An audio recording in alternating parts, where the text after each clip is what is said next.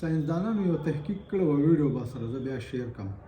په یو بنده کمره کې هغوی څه کسان کېنئ، میلز هم راځي، ځان له یو کس کېنئ، ځان له میلز هم په میلز باندې هم دا ټیسټینګ وکړو، په فیمیلز باندې هم وکړو.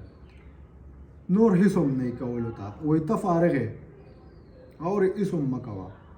او خوا کې ورسره یو داسې یو الکټریک شاک والا یو وړه غوندې بټن کېږي، وایي چې کله ته که دا وهل غواړې پریس کول، وایي دا ته پریس کولی شو، وایي دې سره به تا ته یو وړوکی غوندې شاک میلاویږي، الکټریک شاک.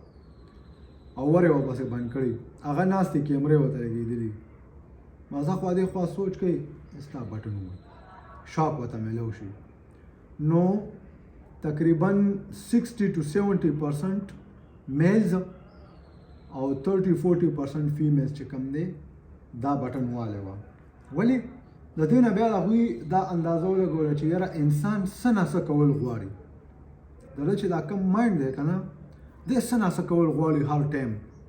خو په دې کې بیا یو څو کارونه داسي چې بعضې کار سړي له مزه ورکوي او انسان له بعضې کار نه ورکوي، لکه اوس ټیک ټاک شو، سوشل میډیا شوه وغیره وغیره، دا موږ له زیاته مزه راکوي. او دې خوا که موږ بیا سټډي ته وګورو یا نور داسې منټل ریلیټډ که زموږ یو کاري که نه، لکه څنګه چې موږ لیپټاپ باندې کار کوو ایز ا فریلانسر یا خپل ای کامرس بزنس وغیره کې هر څه چې، نو دې کار کې سړي له لږ غوندې انساني نیچر داسې دی، دا دله لږه کمه مزه ورکوي. پوه شوې؟ خو کار دی کول غواړي، نو اوس په دې کار کې به ته ځان له لږه غوندې مزه پیدا کړې.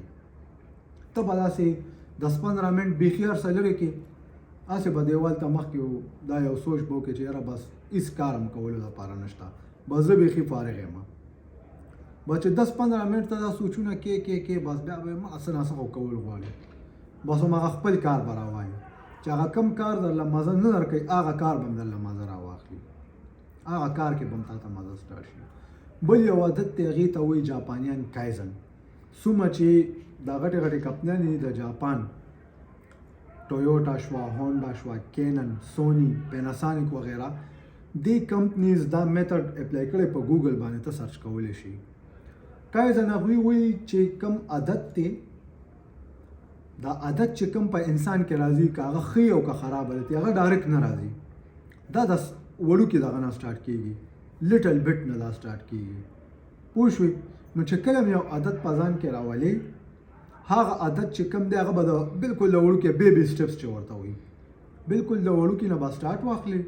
لکه اوس فار ایگزامپل ته وایې چې دا کار زه کول غواړم، 2 غنټې دا زما ضرورت دی چې دا زه د ورځې وکړم، 2 غنټو نه سټارټ مه اخله، ته به ډیموټیویټ کېږي. ته سټارټ واخله له 5-10 منټ نه، 5-10 منټ ډیپ فوکس سره کار کوه، 5-10 منټ بعد ډایرکټ کار بنده واخوا کېږه، بیا 5-6 منټ مزه کوه، دمه کوه. بیا چې کوم دی دا ټایم رو زیاتوه، 10 منٹ نے 15 کا 20 کا 25 کا 30 کا. او د انسان دا مایند چې کوم دی دا بیا ریسرچرز دا خبره کوي چې د هیلدي نه هیلدي انسان چې کوم مایند دی دا د 90 منټس نه زیات فوکس نشي کولی په یو شي باندې. 90 منټس پورې چې دی فوکس وکړي دا فوکس واپس خطا کیږي. نو بیا به څه کې دې کې به یو بل ټیکنیک استعمالوي. کار دی وکړو 25-30 منټس کار وکړه، ډایرکټ هر څه بند کا، 5 منټ چې کم دی مکمل هر څه پرېږده، ډیپلی چې کم ماحول دی په دې کې فوکس وکړه، موبایل به نه راخلي. ولې چې موبایل دی راواغستو ستا بیا هم چې کم دی مایند هغه فوکس نه هټاو نه شو، بیا به ستا مایند فوکس په موبایل باندې کوي، نو ستا دماغ ته چې کومه دمه ده هغه ډایرکټ نه میلاویږي. پوه شو په خبره باندې؟ ته به څه کې 20-25 منټ به کار وکړې، एकदम به کار پرېږدې، 5 منټ به دمه وکړې. ستا به ذهن کې دا وي چې او دې 25 منټ کې به زه دومره کار راغونډوم. پوه شو په خبره باندې؟ بیا لکه اوس 25 منټ ته کار وکړو، 5 منټ دمه، بیا دې 25 منټ کار وکړو، بیا 5 منټ دمه، بیا دې 4 ځل چې تا 25 منټ کار وکړو، 5 منټ ته دمه وکړه، بیا به څه کې بیا به هغه کار لږ غونته شټ ډاون کې او دا ځل به دمه لږه زیاته کې، 20-25 منټه نیمه غنټه دمه به کې، 20-25 منټه کې اوزه فار ایگزامپل کرکټ کې، ریکټ کې، بل داسې فزیکل اکټیویټي وکړه، لږ غونته ایکسرسایز وکړه، پوش اپس وکړه، نو ستا هغه فوکس به هم دغه شي ټیک به شي، څه نه څه ایکسرسایز به هم وکړې، مایند به دې هم ریلیکس شي، واپس راشه خپل کار ته کښېنه.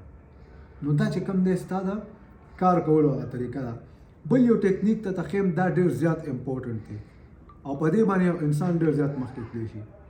دا ټول پروسس ستا وکړل، د دې نه پس ته څه وکړه، کښېنه، دا کار دې وکړو لکه 25 منټ دوریانیا، کښېنه او ځان ته مخاطب شه او ته ووایه وې یاره زه خو ډېر ښه روان یم، زه خو ډېر زبردست، ما خو ډېر کار وکړو ماشاءالله، زه خو ډېر ښه روان یم. ځان له اپریسیشن ورکړه. کله چې تا ځان له اپریسیشن ورکړو ستا مایند ومني چې واقعي ته ښه روان یې. کله چې ته کار نه کوې که نه، کار چې نه کوې یا درته بل کس یو خبر وکړي، بعضې ټایم انسان کې خپله دننه یو ضمیر انسان ملامته کوي، وایي ته خو کار نه کوې، نشي کولی.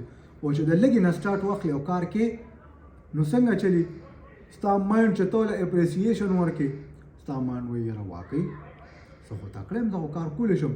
نو دې سره ستا ګرو کېږي. ستا مایند له چې ته دا میسج ورکړې چې یاره زه خو روان یم، زه یو ښه طرف ته روان یم، ګرو. نو دا یو څو ټیکنیکس دی، په دې باندې انشاءالله عمل وکړه، ستا سټډي به هم سیټ شي. ستا چې په کوم کار باندې ته فوکس کول غواړې، کوم یو کار وداوټ لیزنس، وداوټ د سستۍ نه ته کوم کار کول غواړې، هغه به انشاءالله سیټ شي.